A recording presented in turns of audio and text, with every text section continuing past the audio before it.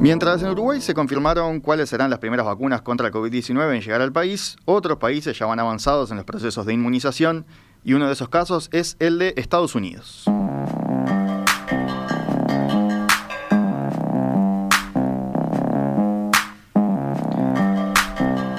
Este país de 330 millones de habitantes es uno de los más afectados del mundo, lidera la tabla del número bruto de muertos con casi 420.000 fallecidos. Cada día suma cientos de casos positivos nuevos, por eso el apuro por inmunizar a la población es mucho.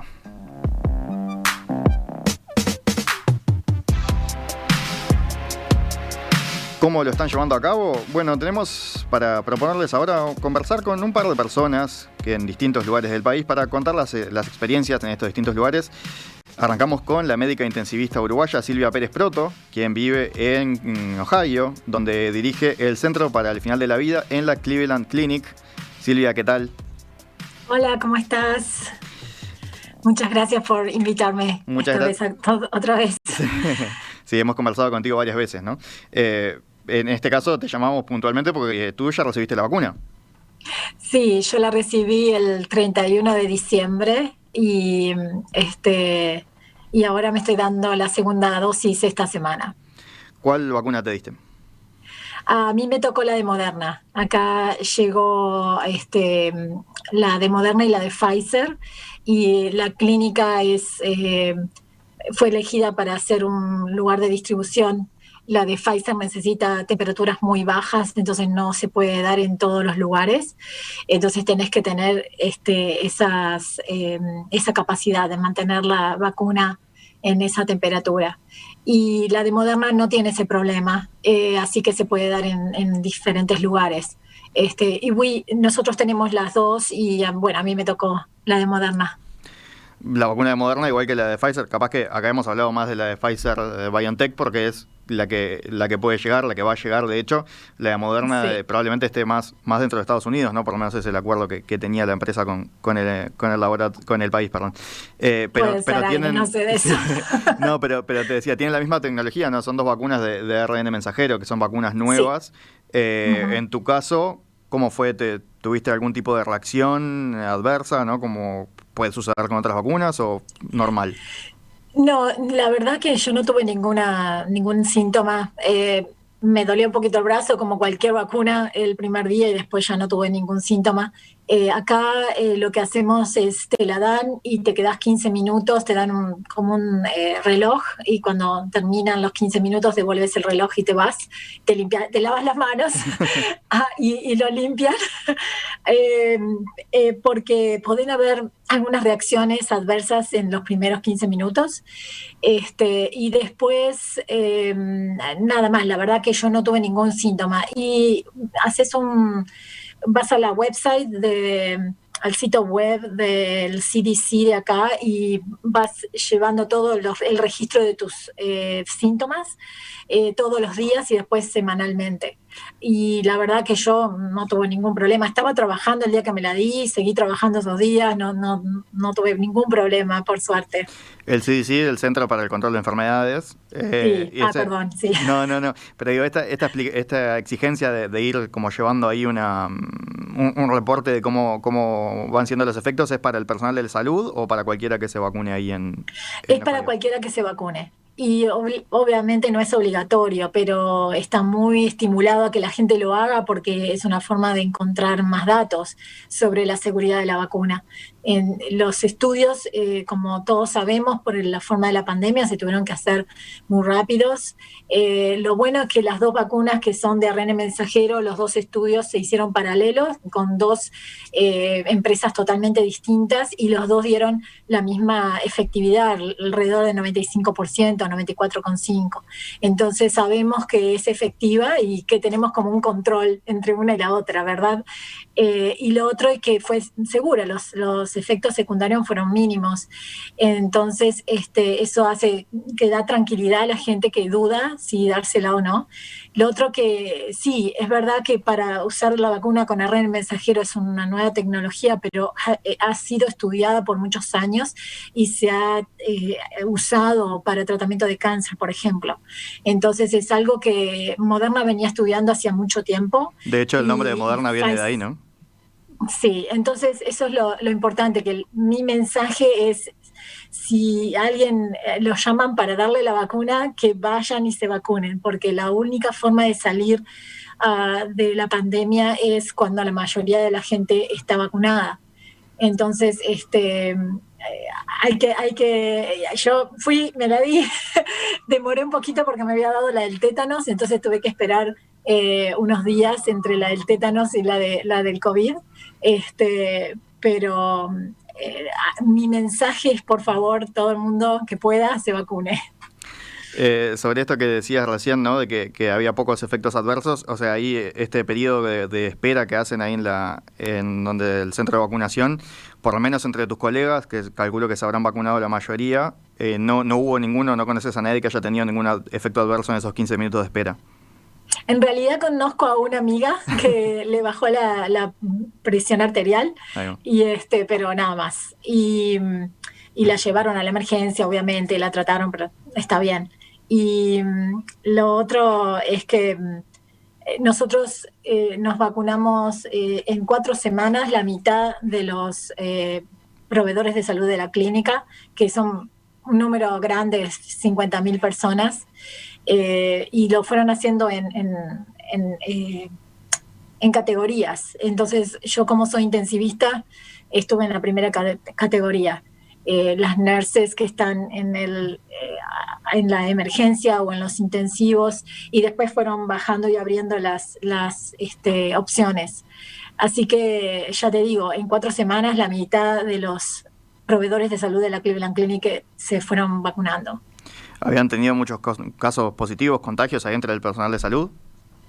Sí, hemos tenido, nosotros, el proceso ha sido muy transparente.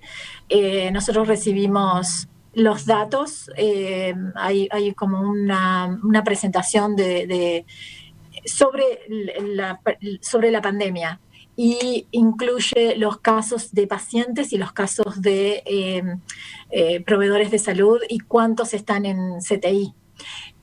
Lo que se ha visto que que no se han encontrado lugares de la clínica donde la mayoría de los empleados se hayan contagiado. Entonces, hasta ahora, desde marzo ahora, se ha encontrado que siempre hay una relación de que te, eh, agarraste el virus afuera, no adentro del hospital. Eso da tranquilidad porque estamos haciendo las cosas bien, de cómo nos protegemos, y por otro lado mantiene el mensaje: tenés que usar la máscara todo el tiempo, lavarte las manos, mantener la distancia y no hacer reuniones con amigos, que son de la mayoría de los cuando haces el tracing, el seguimiento de dónde viene la infección, casi siempre hay una reunión, una reunión social, que aunque no sean de muchas personas, es donde se hacen los contagios. Silvia, imagino que, como vos decís, intensivista, fuiste de las primeras en recibir la inmunización de la primera categoría. Imagino que una tranquilidad, ¿no? Si bien todavía decías que te falta la Wow. segunda dosis, ¿no? Sí, fue día y la noche. Yo ya estaba tranquila porque en noviembre, por ejemplo, que acá fue donde empezamos a subir casos, y estuve en uno de los intensivos que creo que el 80% de los pacientes eran COVID. Eh, Fue muy estresante de trabajo y emocionalmente, ¿no? Pero pasé esa semana de trabajo y no me lo agarré. Entonces como que yo estaba como que, bueno, todas las medidas que tomamos sirven, funcionan. Entonces, como que de a poco me fui poniendo más tranquila, pero por supuesto ahora, sabiendo que tengo la vacuna, es otra cosa.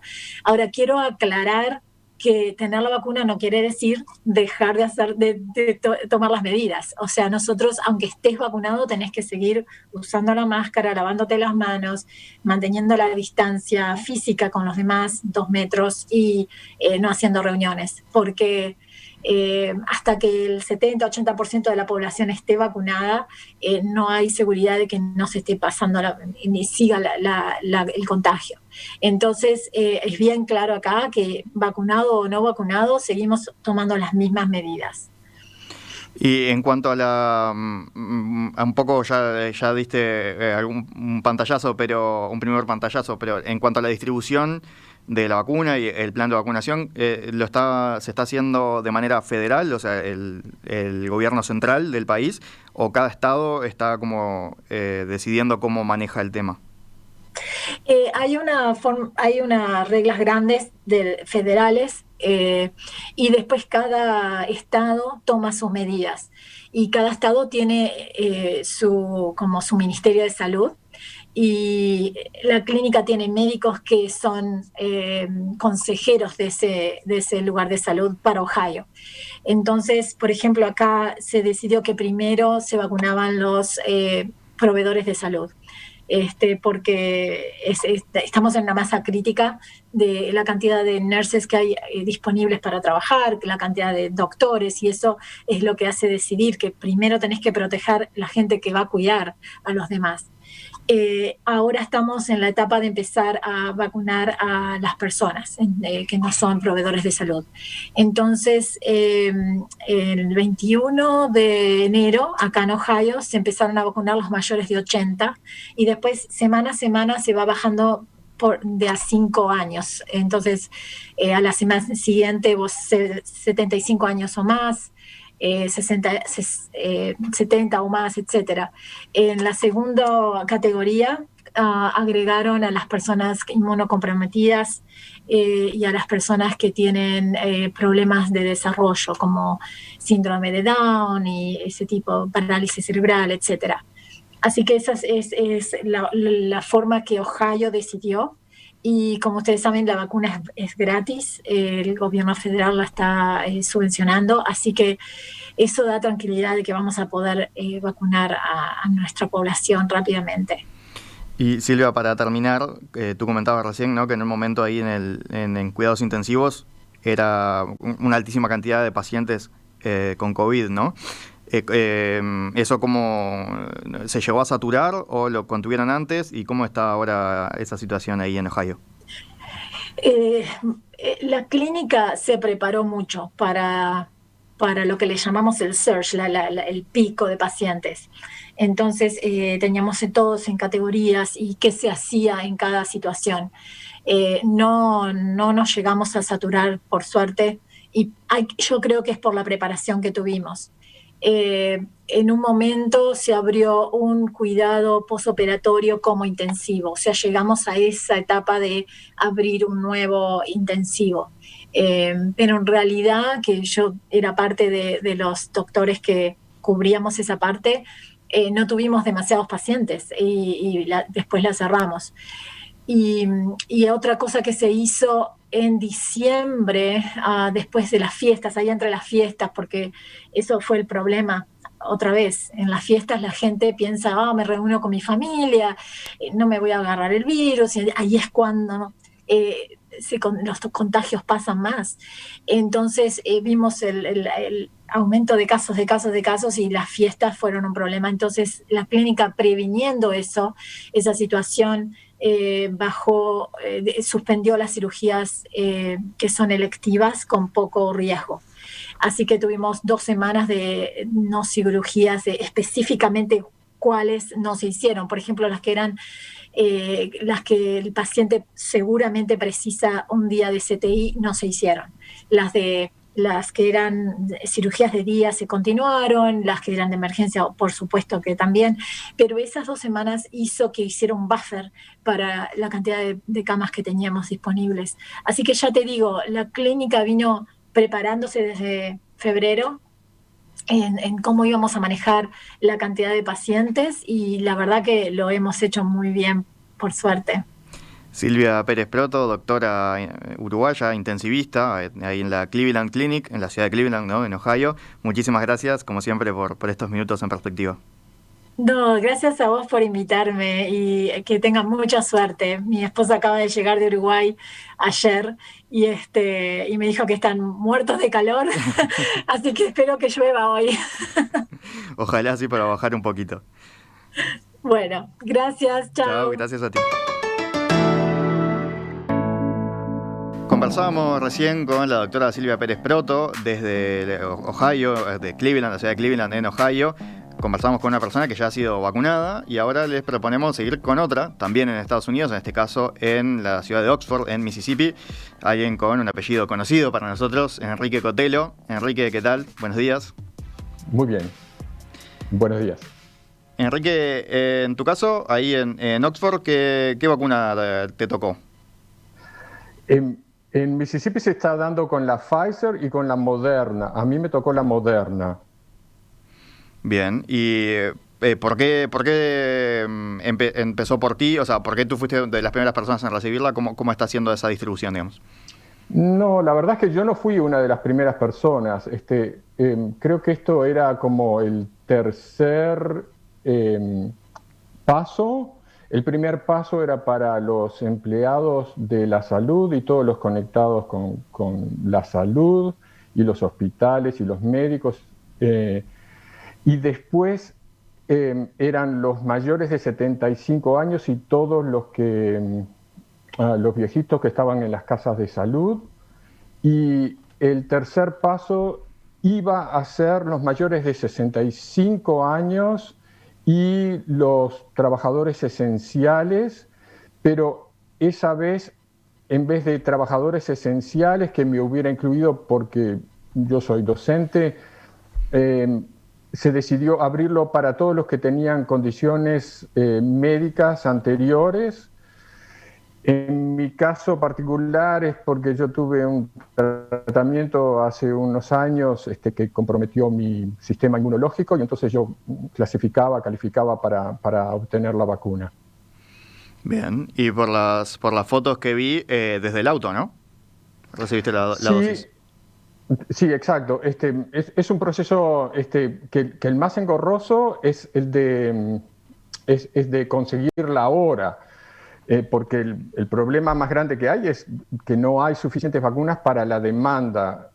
Hay mucha mayor demanda que las vacunas disponibles. Entonces, los sitios y las horas, las citas para darse la vacuna, cuando se abren como con 2 semanas de anticipación y se van muy rápido, se agotan muy rápido.